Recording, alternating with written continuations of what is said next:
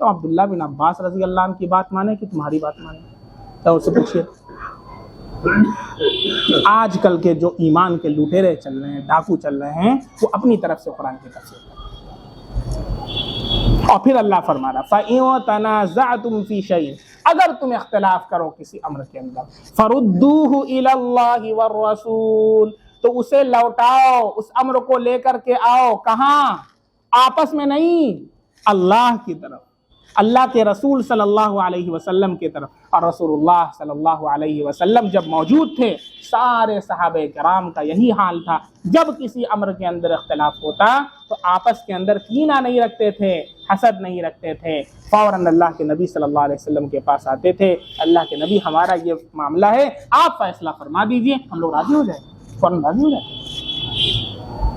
آج جتنے مقدمات جو ہے کچہری کے اندر چل رہے ہیں، اگر سارے مسلمان آج یہ فیصلہ کر لیں کہ ہم شریعت کے مطابق اپنا فیصلہ کروائیں گے، دارالقضاء قائم کر دیں، مفتی صاحب مسجد میں بیٹھے ہوئے ہیں، آپ آئیے، جو فیصلہ قرآن حدیث کی روشنی میں کر دیں گے، ہم بھی راضی، ہم بھی راضی، سارے مقدمے حل نہیں حل ہو سکتے ہیں؟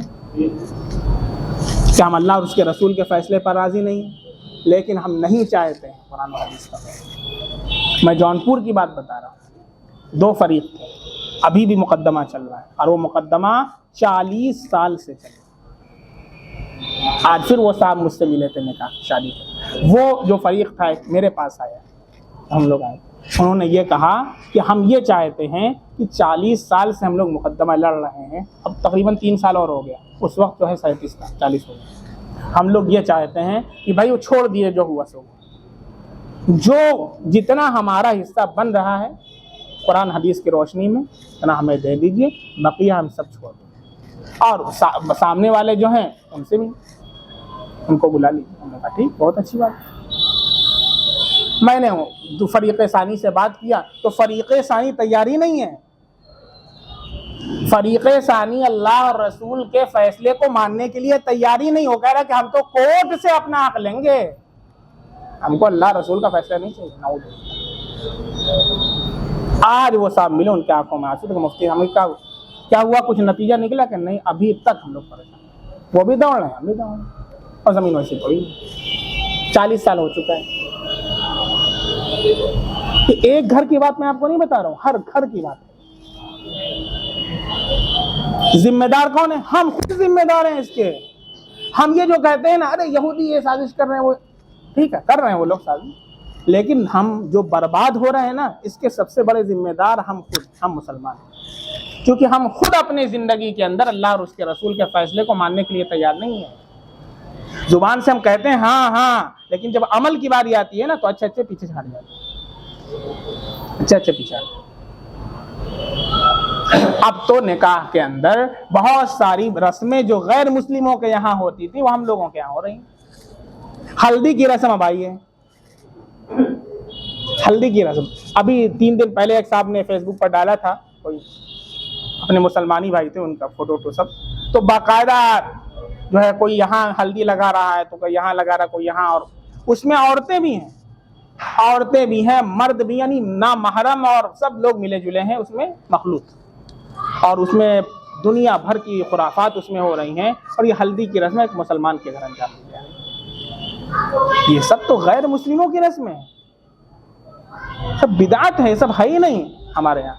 ہلدی کی رسم، جوتا چورائی کی رسم، پتہ نہیں کون سی رسم چلی ہوئی ہے، اور وہ رسم کرنا فرض اور واجب کے درجے میں، رجب۔ اگر نہیں کریں گے تو یہ سمجھ لیجئے کہ وہ بڑے جو گھر کے ہیں وہ بالکل دباؤ بنائیں گے کرنے۔ اچھا، کوئی نوجوان جو ہے وہ آنا بھی چاہتا ہے صحیح رخ کے اوپر، ابھی ہم یہی میرپور کی بات کر رہے ہیں، ریاض صاحب ہم بیچارے تفسیر میں آتے بیٹھتے ہیں، ابھی ان کا نکاح ہوا تقریباً 1 سال ہو گیا ہے، تو وہ بیچارے پوری نیت کیے تھے کہ انشاءاللہ ہم شریعت کے مطابق، سنت کے مطابق اپنا نکاح کریں۔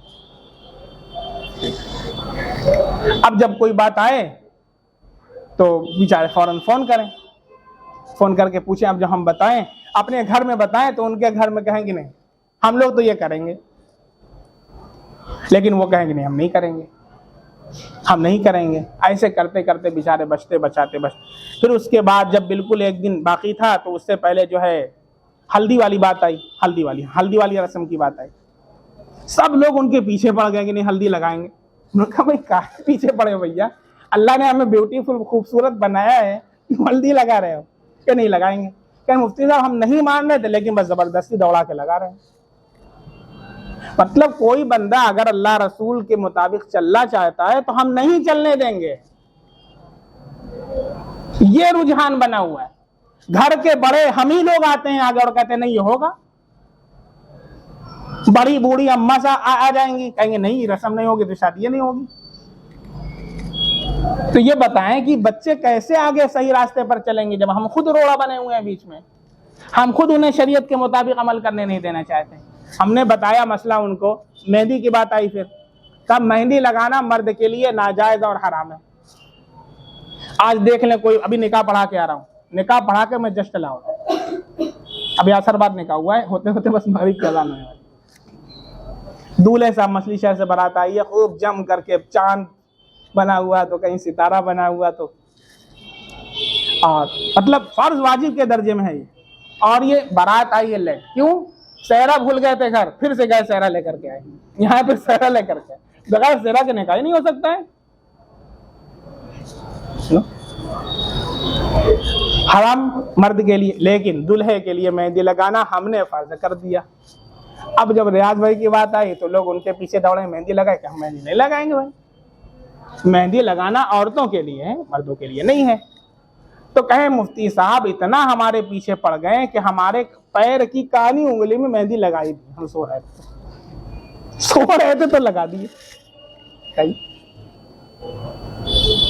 لیکن جب کوئی بچنا چاہتا ہے تو اللہ رب العزت اسے بچا لیتا ہے۔ اللہ سے ہم مدد بھی مانگیں، اللہ سے دعا بھی کریں کہ اللہ تعالیٰ ہمیں بچا دیجیے انشاءاللہ۔ سب سے پہلے ہم نیت کر لیں کہ اللہ تعالیٰ، ہم نیت کرتے ہیں انشاءاللہ ہم اپنی جو بچی ہوئی زندگی ہے شریعت اور سنت کے مطابق ہم گزاریں۔ سب سے پہلے پکی نیت کریں، پھر جب دیکھیں کہ کوئی حالت ایسی ہے کہ جو مخالف ہے تو اللہ سے ہم دعا کریں کہ اللہ تعالیٰ ہم تو عمل کرنا چاہتے ہیں لیکن سامنے یہ رکاوٹ آ رہی ہے، اللہ تعالیٰ اب آپ ہی ہم کو بچا سکتے ہیں۔ اللہ سے دعا کریں، اللہ رب العزت کوئی نہ کوئی شکل ضرور نکال لیں گے۔ حضرت یوسف علیہ السلام کا واقعہ آپ حضرات کے لیے مشعل راہ، ہم سب کے لیے مشعل راہ ہے۔ 7 دروازوں کے اندر بند تھے، کس نے بند کیا تھا؟ زلیخا نے، حسینہ مصر نے بند کیا 7 دروازوں۔ قرآن نے اس کو نقل کیا ہے، سورہ یوسف پڑھیے، پورا واقعہ نقل کیا ہے، اور بند کر کے اس نے اپنا ارادہ ظاہر کیا اور اپنی خواہش پوری کرنا چاہا۔ لیکن بچنا چاہیں گے تب اللہ بچائیں گے نا، جب بچنا چاہیں گے تب اللہ بچائیں گے۔ ہم ہی اگر سوچیں کہ اب کیا کریں، اب تو جہاں نیت بدلی پھر اس کے بعد سے دروازے بند ہو جاتے ہیں، اور اگر نیت درست ہے تو بند دروازے اللہ کھول دیتا ہے۔ حضرت یوسف علیہ السلام نے نیت کی، اور نیت کے بعد عمل کرنا ہے، نیت کے بعد کوشش کرنا ہے، صرف نیت ہی کافی نہیں ہے۔ آپ نے دل میں نیت کر لی اور بیٹھے ہوئے ہیں، آؤ بھاگیے وہاں سے، جتنا بھاگ سکتے ہیں بھاگیے، ہے کہ نہیں؟ کوئی لڑکی پیچھا کرے تو کیا کرنا؟ مسجد آ جائیے، مسجد میں نہیں آئے گی، اتنا تو کر سکتے ہیں نا۔ آپ بیٹھے ہوئے ہیں ٹاٹ سے، آؤ، آ رہی ہو؟ ہم نیت تو کیے ہوئے ہیں، دل ہمارا بڑا صاف ہے، ہم نیت کیے ہوئے ہیں، عمل نہیں کر رہے ہیں۔ عمل بھی کرنا ہے۔ یوسف علیہ السلام نے نیت کیا، پھر اس کے بعد بھاگنا شروع کیا، سامنے دروازہ بند ہے لیکن بھاگ رہے ہیں، کیوں؟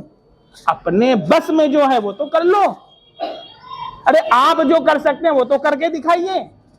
دروازہ بند ہے لیکن بھاگ رہے ہیں، جتنا انسان کر سکتا اتنا جب کر لیا، اب اللہ کی مدد آئی۔ دروازے تک پہنچے، دروازہ بند ہے، دروازہ کیسے کھولیں؟ چابی تو اس کے پاس ہے، اللہ کی مدد آئی، دروازہ کھل گیا۔ اب اللہ کی مدد، اب آپ اللہ کی مدد دیکھیں، ایک بار اللہ کی مدد دیکھ لیں گے، پھر اس کے بعد ایمان میں جو تازگی پیدا ہوگی، پھر اس کے بعد حلاوت ملے گی، اس کو بیان نہیں کیا جا سکتا ہے۔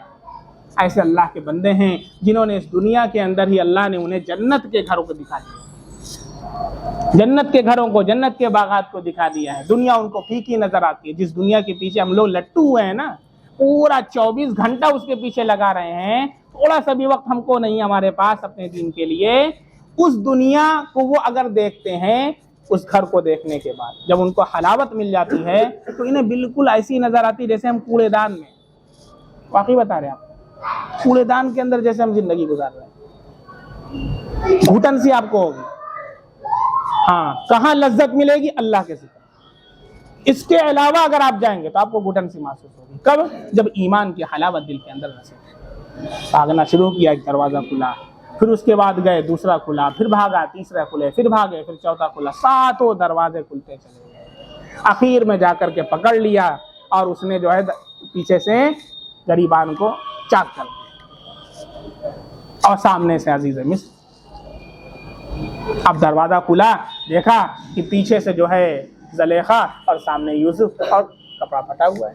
اب اس نے الزام لگا دیا یہ تو میرے ساتھ الٹا، ان کی نیت صحیح نہیں تھی. اب یوسف علیہ السلام نے کہا کہ نہیں ایسی کوئی بات نہیں، بات نہیں مان رہے. اللہ رب العزت نے بچے سے گواہی دلوائی.